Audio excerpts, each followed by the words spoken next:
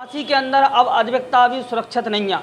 कल देखो जाए झांसी के अंदर अधिवक्ता से जुड़े हुए महामंत्री जो कि छोटेलाल वर्मा एडवोकेट, आपको बता दें इनके संग इतना बड़ा धोखा होगा। इनने ली थी ज़मीन काफ़ी साल पुरानी, शिवाजी नगर के पीछे नारायण बाग है, नारायण बाग के पीछे इनने एक प्लॉट खरीदो तो वकील साहब ने, जो कि दबंग लोगों ने कब्जा कर लो। जे मौका पे गए कछु लोगों ने बताओ उते एक कमरा भी बनेगा, उते एडवोकेट भी लगता हो, क्यों? क्योंकि जे भी एडवोकेट है तो लोग अगर ने सोची कि जे अधिवक्ता से डर जाए, परंतु ऐसे डरे वाले नहीं है हमारे छोटेलाल वर्मा जी, क्योंकि जो महामंत्री हैं अधिवक्ता क्षेत्र के अंदर और कचहरी के अंदर। अब इनसे जाना है कि आखिरकार कैसे जानकारी मिली और का भाव का नहीं भाव, अभी तक जांच भई का नहीं भई बा प्लॉट के ऊपर। वकील साहब नमस्कार। नमस्कार। वकील साहब क्या हो रहा झांसी के अंदर, अधिवक्ता लोग सुरक्षित नहीं है? ऐसा है, ये बात बिल्कुल आपकी सही बात है। सबसे पहले तो हम आपने हमारी ऐसी स्थिति में यानी जानकारी ली, आपको बहुत बहुत धन्यवाद है। ऐसा हुआ कि मेरे चाचा शनिवार को ख़त्म हो गए थे, तो हम लोग उनके क्रिया दाह संस्कार में पहुँचे और संडे में हम लोग वापसी आए। तो जब हम वापसी आए तो हम बाल कटिंग करा रहे थे, क्योंकि नवरात्र प्रारंभ होने वाले थे। तो जैसे हम बाल कटिंग करा रहे थे, इसी बीच में हमें एक फ़ोन पर सूचना आई कि तुम्हारे जो ढिमरियाने में डडियापुरा में नानबाग के पीछे वाले प्लाट पर 10-15 लोग हथियारों से लैस कब्जा कर रहे हैं, और जिसमें कम से कम 10-15 लोग खड़े हुए बंदूकें लिए हैं और 8-10 मिस्त्री काम कर रहे हैं, 15-20 लेबर, मैं टैंकर सीमेंट की बोरी, पूरा सीमेंट पूरा मटेरियल। तो हमने अपने बेटा को लिया और अपनी पत्नी को लिया और हम लोग मौका घटना स्थल पर पहुंचे। तो वहां पर काम लग रहा था, तो हम लोगों ने उनको रोका।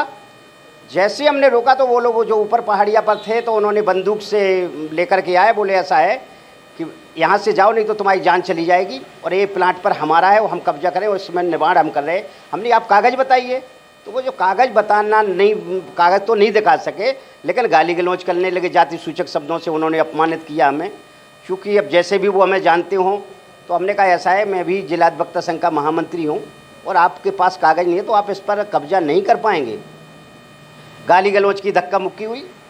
इसके बाद में हमने तुरंत 112 पर कॉल किया, 112 नंबर पुलिस आई। तो 112 नंबर जैसी पुलिस आती है, ये लोग सब भाग खड़े हुए होते हैं, मटेरियल पूरा छोड़ के, तसला गेती फावड़ा सभी लोग वहाँ से पहुँच गए। वहाँ से चौकी इंचार्ज भी आए, चौकी इंचार्ज ने भी पूरा देखा कि मामला सही है और पूरा मटेरियल। इसके बाद चौकी इंचार्ज ने हमसे कहा आप कोतवाली आइएगा। हम कोतवाली गए। कोतवाली में मैं करीब 2 घंटा बैठा रहा। 2 घंटे में भी कोई कोतवाल साहब या किसी ने कोई सुनवाई भी नहीं की। तो हमने कहा बताइए, जब हम जैसे आदमी का अगर प्लांट पे कब्जा हो जाएगा और पुलिस की ये लापरवाही है तो आगे क्या होगा? आम आदमी, आम गरीब आदमी कैसे न्याय पा पाएगा, जब हम न्याय दिलाने वाले हम ही न्याय नहीं पा रहे हैं। इसके बाद में हम वहाँ पर काफ़ी समय तक रुके, ना तो कोई वहाँ पर कोई सामान उठाने आया। उसमें एक कोई मुस्लिम करके है, तो उसने अपना नाम मोहम्मद बाकर सैयर गेट बताता है, जिसका नंबर भी उसने दिया है। तो हमने उससे बात की, हमने क्यों क्या है, बोले ऐसा है कि ये इस पे हम अपना कब्जा करवा रहे थे, माने मकान बनवा रहे थे। तो हमने तुम्हारे नाम जब कुछ कागज़ नहीं है, तो इस तरह से वो मोहम्मद बाकर और उसके साथ जो अपराधी किस्म के आदमी हैं, तो वो खाली प्लाट पर जो भी खाली प्लाट देखते हैं उस पर अपना कब्जा करते हैं, फिर उनसे 10-5 लाख रुपए की वसूली करते हैं, रंगदारी करवाते हैं। तो ये बिल्कुल इतना हम लोग तो भयभीत हैं कि अगर मान के चलो हम लोगों ने कौड़ी जोड़ के पैसा जोड़ के और अपना प्लाट लिया है, उस प्लाट पर हम अपना मकान नहीं बना पाएंगे, कब्जा नहीं कर पाएंगे, तो पुलिस प्रशासन के लिए बहुत ही नाकामयाबी होगी ये तो। लेकिन आज हम जिलाधिकारी महोदय से मिले, जानकारी दी उन्होंने पूर्ण रूप से आश्वासन दिया, FIR के लिए आदेश किए कि आप कप्तान साहब से मिलिएगा, आपका मुकदमा पंजीकृत होगा और आपको न्याय मिलेगा, आपकी ज़मीन आपको दिलाई जाएगी। आज हमारी अभी वार्ता हुई जिलाधिकारी महोदय से, लेकिन हम SSP महोदय के यहाँ गए तो आज SSP महोदय कार्यालय पर नहीं मिले।